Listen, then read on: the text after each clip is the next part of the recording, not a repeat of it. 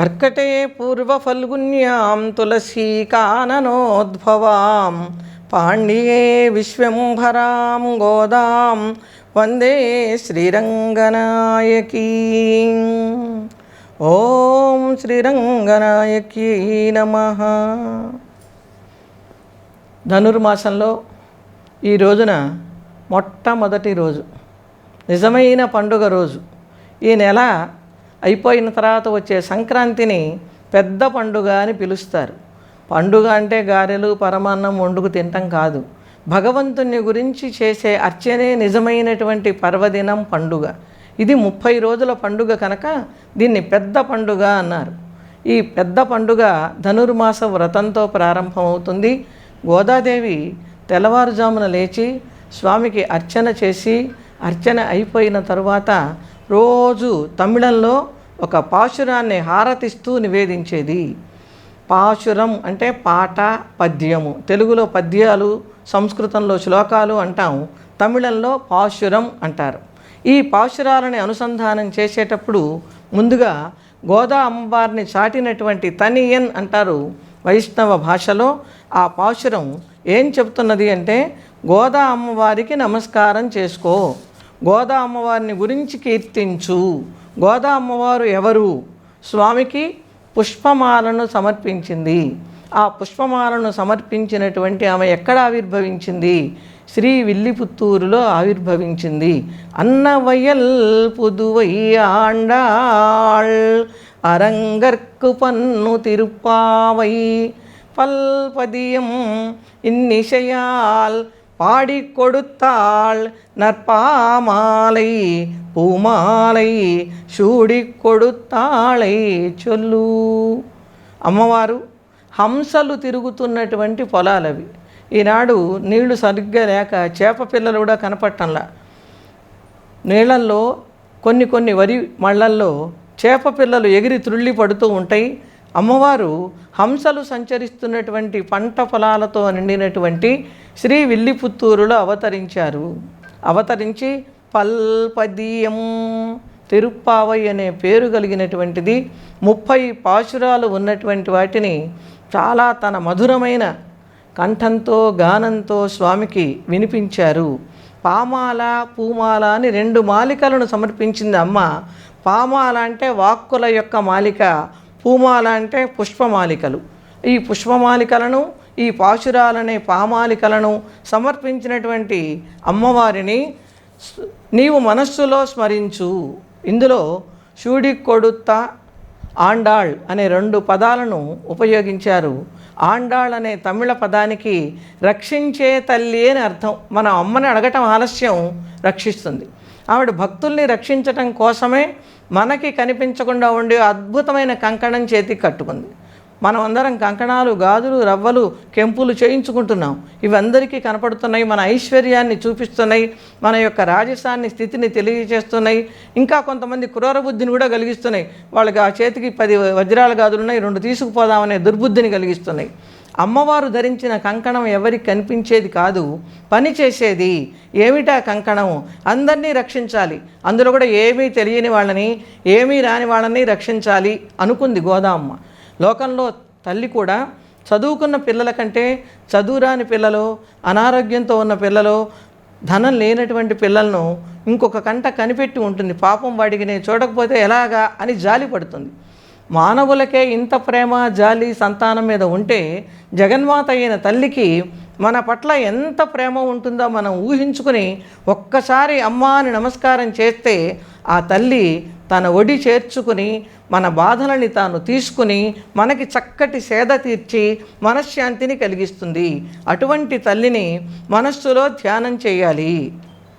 షూడి కొడుత్తన చేయారంటే తాను ధరించి విడిచిన పూలమాలికలను సమర్పించిన తల్లి.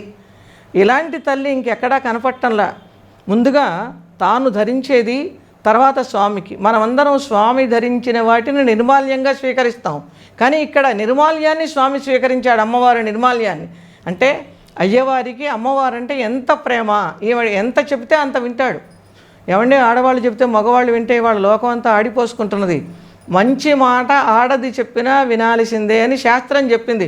మూర్ధానం పత్యురారోహ ప్రజయాచ విరాట్ భవ అని అద్భుతమైన మంత్రం.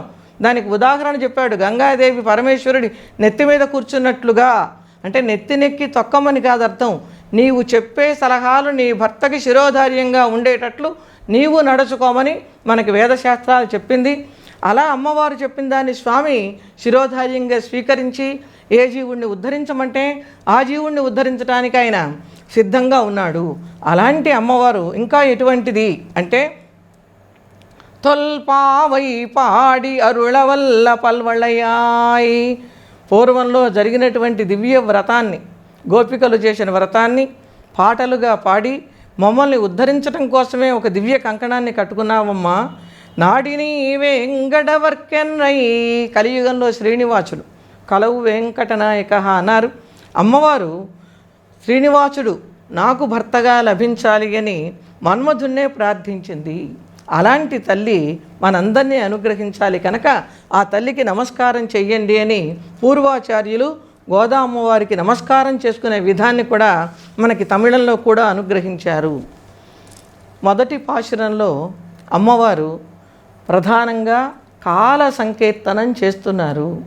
మార్గశి తింగళ్ మది நிறைந்தன நாளாள் நீராட போதுவீர் போதுமினோ நெறியீர் சீர்மலகு மாயப்பாடி செல்வச்சிறுமீர்காள் கூர்வேல் கொடுந்தொழிலன் நந்தகோபன் குமரன் ஏரார்ந்த கண்ணி யசோதை இளம் சிங்கம் கார்மேனி செங்கண் கதிர்மதியம் போல் முகத்தான் நாராயணனே நமக்கே பறை தருவான் பாரோர் புகழப்படிந்து ஏலோரெம்பாவாய். ஆண்டாள் திருவடிகளே శరణం. ఏలోర్ ఎంబావాయ్. ఈ పాశురాలు అనగానే చాలామంది లోరెంబావాయి లోరెంబావాయి అని పిలుస్తూ ఉంటారు. ఏల్ ఓర్ ఎం పావాయ్, మా వ్రతం ఇది, మా వ్రత విధానం ఇది, మీరందరూ వచ్చి ఈ వ్రతంలో చేరండి అని ఆహ్వానిస్తున్నారు. ఇది విశ్వమానవ ప్రేమను చాటేటటువంటి అమ్మవారి తత్వాన్ని తెలియజేసే గొప్ప వ్రతం. మా ఇంట్లో పూజ చేసుకుంటున్నాం రండి అనకుండా మనమందరం చేద్దాము అని అతి సామాన్యుల్ని కూడా అమ్మవారు మరి ఆ అవతారం పరమపద నుండి భూలోకానికి అవతరించి మనందరినీ కలుపుకుని వ్రతం చేయటం అనేది చాలా విశాలమైనటువంటి భావన. ఈనాటి భాషలో సామాజిక స్పృహ, సామాజిక సందేశం అనే మాటలకి సరి అయిన ఉదాహరణగా నిలిచేటటువంటి వ్రతం ధనుర్మాస వ్రతం. ఇందులో మొట్టమొదటగా కాలాన్ని సంకీర్తనం చేస్తున్నారు. మార్గశి తింగళ్, మార్గశిర మాసము. ఏమండి, మనం పూజ చేసుకునేటప్పుడు నేరుగా పూజ చేసుకోవచ్చు కదా, ఈ దేశం ఎందుకు, కాలం ఎందుకు, వీటిని కీర్తించాలా? అవి కీర్తించకపోతే మనం అనుకున్న పని ఏది జరగదు. ఇవాళ మనం ఏడాదికో రెండేళ్లకో గృహప్రవేశం, ఇల్లు కట్టుకున్నప్పుడు గృహప్రవేశం అయ్యి సత్యనారాయణ వ్రతం చేసేటప్పుడు మనం పెద్ద సంకల్పం చెప్పిస్తున్నాం. శనివారం దేవాలయానికి వెళితే పూజారి పూజ చేసిన దానికంటే ఎక్కువగా మన గోత్రము, పేరు, పిల్లల పేర్లు, మనవాళ్ళ పేర్లు, మనవరాళ్ల పేర్లు, ఇంకా వరుసన ఆయురారోగ్య ఐశ్వర్యాలు, ధనకనక వస్తువాహనాలు ఎన్ని కావాలో అన్నీ చెప్పి అష్టోత్తరం చేయమంటాం. మరి అటువంటిది దీనికే ఇంత దేశకాల పరిస్థితులు రోజు చేసుకునే పూజకే ఉంటే ప్రపంచం మేలుకోరు చేసే వ్రతానికి దేశకాలాలు సంకీర్తనం చేయాలా, అవసరం లేదా? దేశకాలాలు సంకీర్తనం చేయమని మీకు ఎవరు చెప్పారు? అసలు వేదం చెప్పింది కనుక దేశాన్ని, కాలాన్ని కీర్తించాల్సిందే. ఇవాళ మనం లోకంలో మాట అంటున్నాం, ఏమిటోనండి బ్యాడ్ పీరియడ్ సరిగ్గా లేదు అని. మంచిని చెప్పుకోం, చీమంత చెడొస్తే ఊరంతా చెప్తున్నాం, ఊరంతా మంచి వస్తే చీమంతగా తగ్గించుకొని ఏదో లేండి అట్టా ఉన్నాం అంటున్నాం. కానీ అలా కాకుండా మనం కనుక కాలాన్ని సంకీర్తనం చేస్తే కాలుడు ఇంకొకడు ఉన్నాడు, యముడు, ఆయన మన దగ్గరికి రాడు. అందుకని మార్గశి తింగళ్, మార్గశిర మాసంలో మది నిరైందన నాళాలు, మనస్సుకి ఆనందం కలిగించేటటువంటి మంచి రోజులలో నీరాడ పొదువీర్, స్నానం చేయాలి అనుకుంటున్నటువంటి వాళ్ళందరూ కూడా స్నానానికి రండి. ఇది కూడా ఎలాంటిది? మంచి రోజులు అన్నారు. నల్ అంటే మంచి నాడు అంటే రోజు. ఎందుకు మంచి రోజు అయింది? ఏ రోజు భగవంతుని సంకీర్తిస్తే అది మంచి రోజు, ఏ రోజు భగవంతుని మనం అనుకోమో అది చెడ్డ రోజు. కనుక మనం భగవంతుణ్ణి కీర్తించడానికి, వ్రతం చేయడానికి మొదలుపెట్టాం కనుక వ్రతానికి అందరూ రండి, స్నానం చేద్దాం రండి అని పిలుస్తున్నారు. ఈ స్నానం చేయడానికి వచ్చే వాళ్ళందరినీ ఆవిడ ఏమంటున్నారు? నేరియైర్, విలక్షణములైనటువంటి ఆభరణాలు ధరించి ఆ నందగోకులంలో ఉన్న పడతులందరూ రండి అని పిలుస్తున్నారు. ఎవరైనా స్నానానికి వెళ్ళేటప్పుడు ఉన్న ఆభరణాలే తీసి పక్కన పెట్టుకుంటారు, సబ్బో సున్నిపిండో ఇరుక్కుంటుంది, రంగు మాసిపోతుంది అని. కానీ ఈవిడ ఏం చెప్తున్నారు? ఇవి కాదు, మీరు విలక్షణమైన ఆభరణాలు ధరించి రండి అన్నారు. అంటే మనం వ్రతం చేయటానికి కొన్ని అర్హతలు మనకు కావాలి. అవేంటి? మనస్సు ఆర్ద్రంగా ఉండాలి, మెత్తగా ఉండాలి, స్వామిని తలుచుకోగానే మనకు ఆనందం కలగాలి, స్వామి పట్ల మనం వినయంగా ఉండాలి. ఇవి విలక్షణములైనటువంటి ఆభరణాలు. ఇలా విలక్షణములైనటువంటి మంచి ఆభరణాలను ధరించి మీరందరూ రండి, మనం వ్రతం చేద్దాము. ఈ వ్రతం ఎవరిని గురించి చేస్తాము? స్వామిని గురించి చేస్తాం. నందగోపన్ కుమరన్, నందగోపుడి యొక్క కుమారుడు అంటే తండ్రికి విధేయుడై ఉన్నటువంటి వాడు. తండ్రి దగ్గర ఎంత విధేయంగా ఉంటాడో కృష్ణుడు తల్లి దగ్గరికి వచ్చేసరికి యశోదై ఇళం సింహం పిల్లలాగా ఆడుస్తూ ఉంటాడు. అలాంటి వాడిని ఇంకా ఆయన ఎలా ఉన్నాడు? నల్లని నిగనిగలాడే మబ్బులాగా ఉన్నాడండి. స్వామిని మబ్బుతో పోల్చడం ఏంటండి అన్నారు. భలే పనండి. ఆ నల్లదనం అంతా ఏమనుకుంటున్నారు? భక్తుల పట్ల ఆయనకున్నటువంటి కారుణ్యం అనే నీరే నల్లగా ఉంది. ఇవాళ నల్లని మబ్బు వర్షాన్ని కురిపిస్తుంది, కానీ తెల్లగా దూది పింజల్లే ఉండే మబ్బు వానని కురిపించదు. కనుక ఈయన అంత నల్లని వాడు. ఈ నల్లదనం అంతా కూడా ప్రజల పట్ల, భక్తుల పట్ల స్వామికి ఉన్నటువంటి విపరీతమైన ప్రేమని సూచిస్తున్నది. తమోగుణం ప్రేమకి సంకేతంగా చెప్పారు కనుక అలా నల్లని శరీరం కలిగినవాడు. ఇంకా ఎలాంటి వాళ్ళు? శంగన్, ఎర్ర తామరల వంటి అందమైనటువంటి నేత్రములు కలిగినవాడు. ఆయనకి 2 కళ్ళు ఉన్నాయి, మనకి 2 కళ్ళు ఉన్నాయి. కానీ ఆయన కళ్ళకి మన కళ్ళకి తేడా ఏమిటి అంటే కదిర్ మదియం బోల్, చంద్రుని వలె సూర్యుని ప్రకాశిస్తున్న కళ్ళు, 2 నేత్రాలు. వేదం కూడా స్వామికి చంద్రుడు సూర్యుడు నేత్రాలు అని చెప్పింది. ఏమండి, ఒకటే ఉంటే సరిపోతుంది కదా? అటు సూర్యుడన్నా ఉండాలి, ఇటు చంద్రుడన్నా ఉండాలి అంటంలా. సూర్యుడేమో భక్తుల శత్రువులకు సూర్యుని వలె నేత్రం తెరిచి ప్రతాపంతో వాళ్ళని దగ్ధం చేస్తాడు.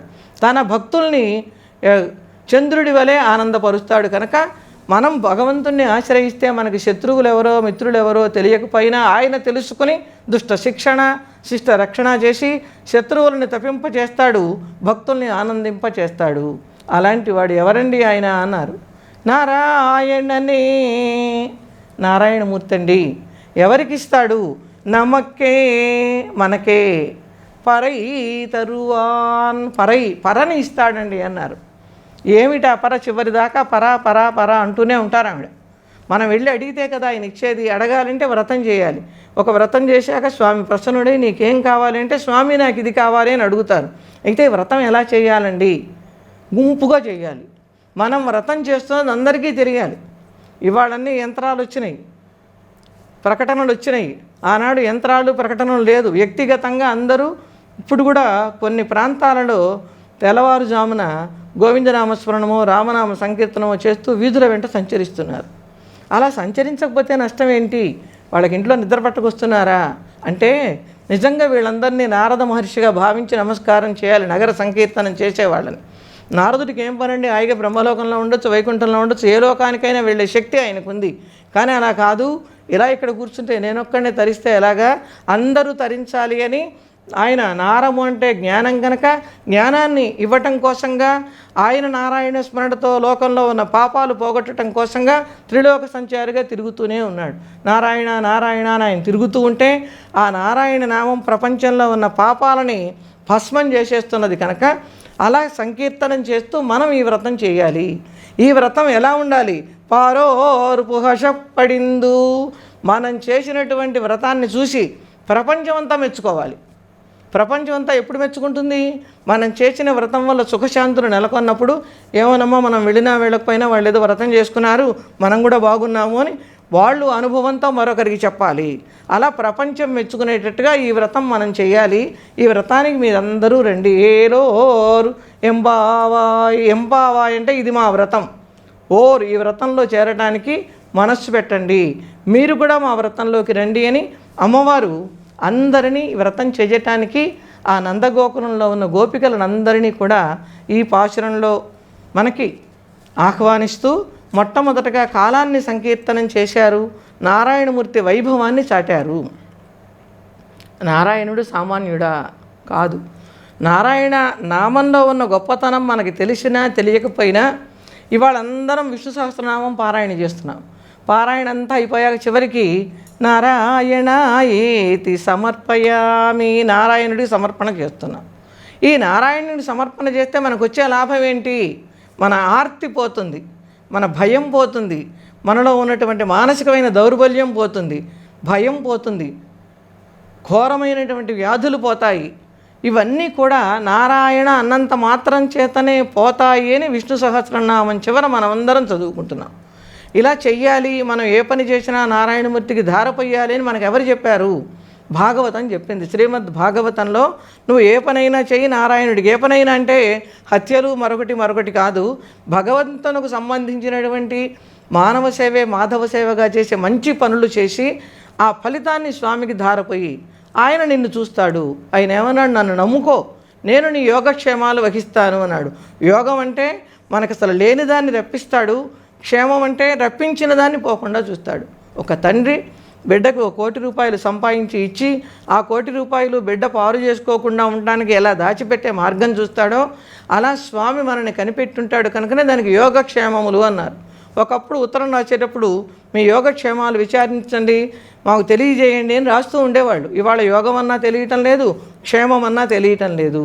అలాంటి యోగక్షేమాలు ఆయన వహిస్తాను అని ఏ కృష్ణ పరమాత్మ అయితే వాగ్దానం చేశాడో ఆ కృష్ణ పరమాత్మని గురించి అమ్మవారు నోము నోస్తూ మొట్టమొదటగా కృష్ణుణ్ణి స్మరించారు. యశోద ముద్దు కుమారుడు, నందగోపునకు విధేయుడైన కుమారుడు ఆయన నారాయణుడు.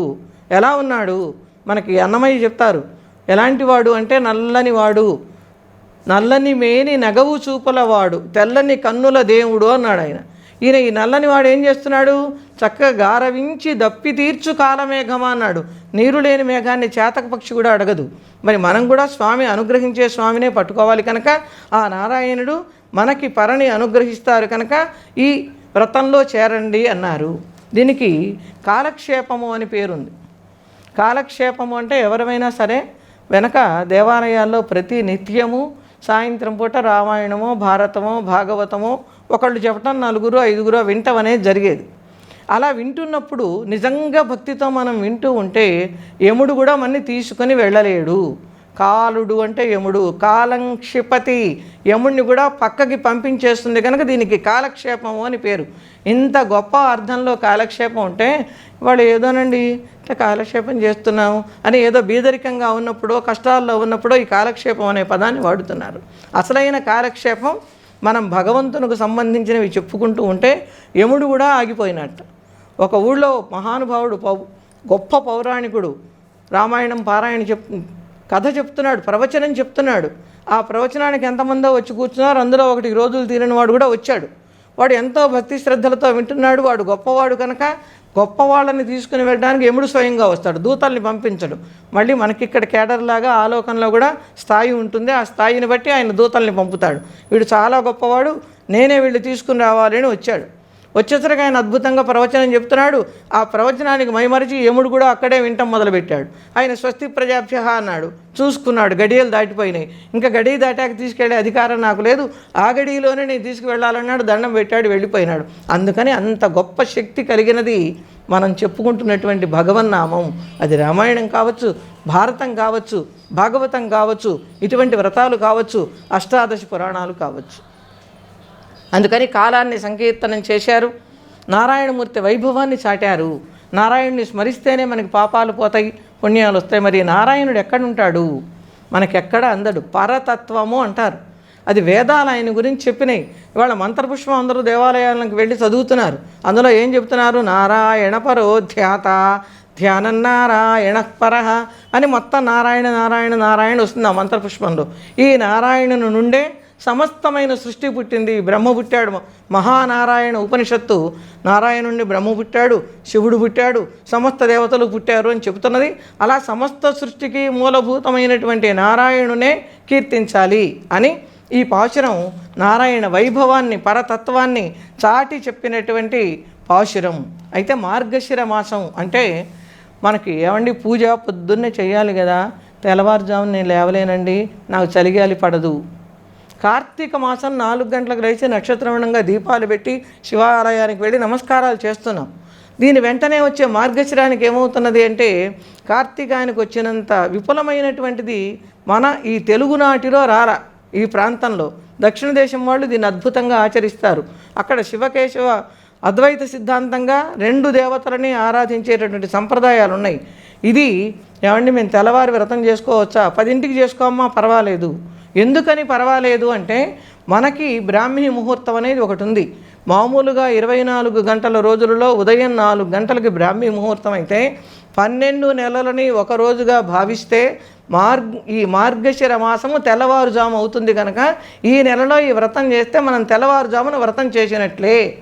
ఆ సందేహాన్ని కూడా తీర్చుకొని మనం ఎవరి శరీరాన్ని అనుసరిస్తూ, అంటే మనం ఏదైనా మంచి పని చేయాలి అంటే మనకి శరీరం మూలం కనుక ఈ శరీరం ఉంటేనే మనం చేయగలుగుతాం. కాబట్టి మన శరీరాన్ని మనం జాగ్రత్తగా చూసుకుంటూ భగవంతునికి సంబంధించినది చెయ్యాలి అని శాస్త్రం చెప్పింది.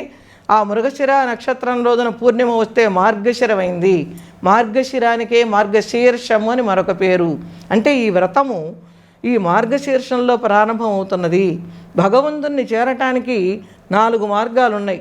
ఒకటి జ్ఞాన మార్గం, కర్మ మార్గం, భక్తి మార్గం, ప్రపత్తి మార్గం. ప్రపత్తికి నియమము నిష్ట అక్కర్లా, ఎక్కడ ఉన్నవాళ్ళం అక్కడ చిత్తశుద్ధిగా స్వామిని స్మరించుకోవటమే. దీనికి కులం లేదు, మతం లేదు, ఆడవాళ్ళు మగవాళ్ళు ఇవేమీ లేనటువంటిది. అదే జ్ఞాన మార్గం, కర్మ మార్గం అంటే చాలా నియమ నిబంధనలు. మనం పనంతా చేయటం ఒకెత్తు, ఆ చేసిన పనిలో చిన్న పొరపాటు ఉంటే మహాపాతకం చుట్టుకుంటుంది. అందుకని మనం భయపడి మానేస్తున్నాం. నిరంతరం నామ సంకీర్తనం చేసుకుంటూ పరమాత్మని స్మరించుకోమన్నారు. పరమాత్మను ఎప్పుడైనా స్మరించుకోవచ్చా? ఎప్పుడైనా స్మరించుకోవచ్చు. మనస్సులో స్వామిని విడవకూడదు. మన శరీరంలో ఒక భాగంగా స్వామిని భావించినప్పుడు. మరి ఇలా ఎవరైనా ఎప్పుడు పడితే అప్పుడు నామం చేసిన వాళ్ళు ఉన్నారా అండి? మేము చేస్తే మాకేమన్నా పాపం వస్తుందేమో? ఏమీ రాదు.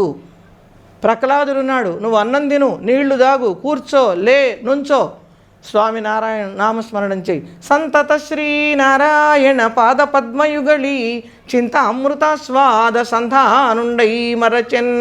ఆయన ఎలా పానీయమ్ములు త్రావుచున్, కుడుచుచున్, భాషించుచున్.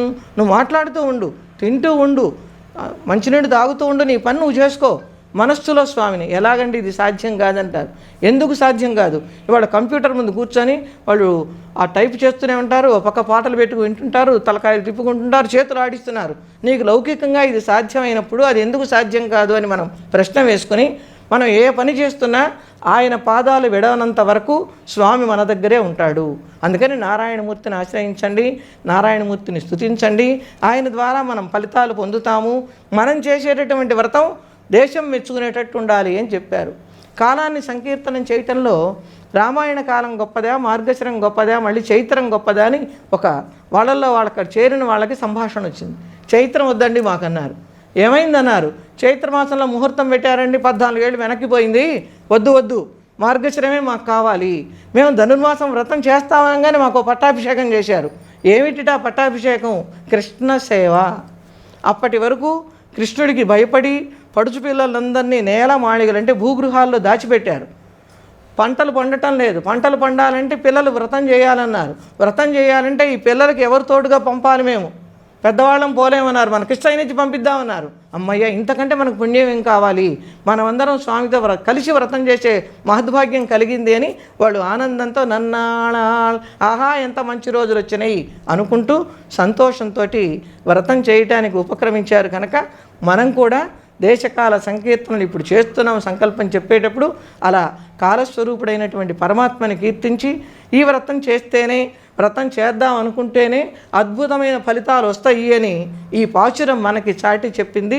ఈ పాశురాన్ని మనం అనుకున్నా, ఇందులో ఉన్న భావాన్ని మనం తెలుసుకున్నా ఏమీ లేదు, శ్రీమన్నారాయణ చరణవు శరణం ప్రపద్యే అనుకున్న ఈ ధనుర్మాస వ్రత ఫలితము అమ్మ అనుగ్రహం లభిస్తుంది అంటంలో ఏమాత్రం సందేహం లేదు. సోచ్ఛిష్టమాలికాసక్త గంధబంధురజిష్ణవే విష్ణుచిత్త తనూజాయై గోదాయై నిత్యమంగళం.